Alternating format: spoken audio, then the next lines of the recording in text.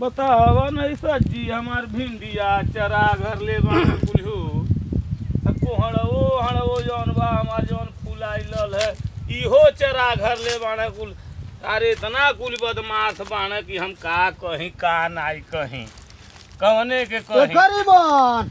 अरे कहो हीरामन भैया जय राम जी की। जय राम और कह का हाल बा? अरे बड़ा बढ़िया था हाल भाई मर्दे। हां कैसे ऊपर आइला हीरामन पहले भैया? देखो हमारे नाती के बर्थडे बा।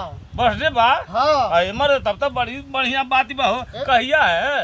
अरे 27 तारीख के। 27 तारीख आओ के? 1.5 कुंटल मछली बनावे के बा।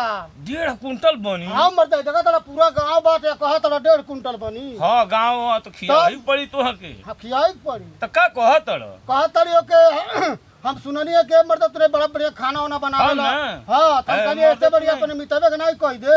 हम गोरखपुर मालकिन होटल में हम बावर्ची रहली है। हाँ तब हम तोरे लगे आइली है। ठीक कहला हम लगे। करी बनाओ से बढ़िया बनाई। तब काहे नहीं बनाई भी? तो मर मसाला का लिखवा दो। 1.5 कुंटल बड़ी ने? हाँ 1.5 कुंटल बा।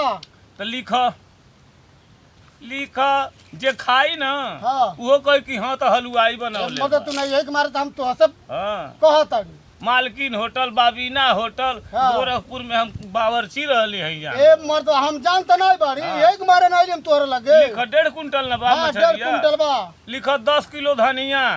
10 किलो धनिया। 10 किलो धनिया हो गई? मर्द 10 किलो धनिया लगी हो। ये मर्द तू नहीं 10 किलो जौन लागी तो लगावल जाई। मान लो थोड़ थाड़ बच जाई तो घर ही ना चलो रही। भाई चलो 10 किलो धनिया हो गई। 10 किलो धनिया हो गई। हाँ। लिख 14 किलो सूखल मरचा। अरे बाप हो बाप 14 किलो मर्द का होई मरचा हो। ए मर्द के पीस हाँ, बहुत के बहुत मरचा होता 14 किलो। जे खा ले ना हाँ। उ सुबेर में आदमी खान रही का उ। ए मर्द हम न बनाई भी हो। तो 14 किलो लगी। बिना मैदान कैलही न चुत्तर बह गई तो कहिया उहे खाना बनाइबो। चलो। अरे तनी मरचावा कम डारा मर्द। मरचवा कम कर दिया। अच्छा तो 2 किलो घटा दो। 12 किलो लिख देता। 12 किलो लिख। 12 किलो। 1 किलो काली मिर्च लिख। 1 किलो काली मिर्च। 10 लीटर लिख बैल कोल्हू।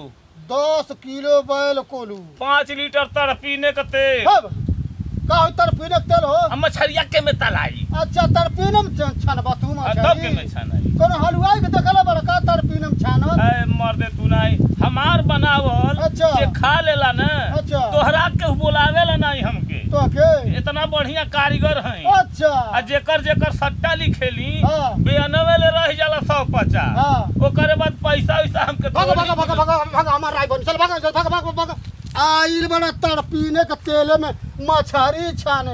हम तो नहीं देखले बड़ी कौन हलवाई तड़पीने में मछरी तालेला हो। ए मर्दे तू नहीं हाँ? तर पीनवा के तेलवा में छान के तब सरसोईया के तेलवा में बन। नहीं भाग हमार राय बन चल नहीं बनी? चल भाग तू तो मर पूजी नाथ को चल भाग तड़पीने के तेल में अरे बनवा लो। मछरी छाना ताना तड़पीने के तेल में छानाई मछरी।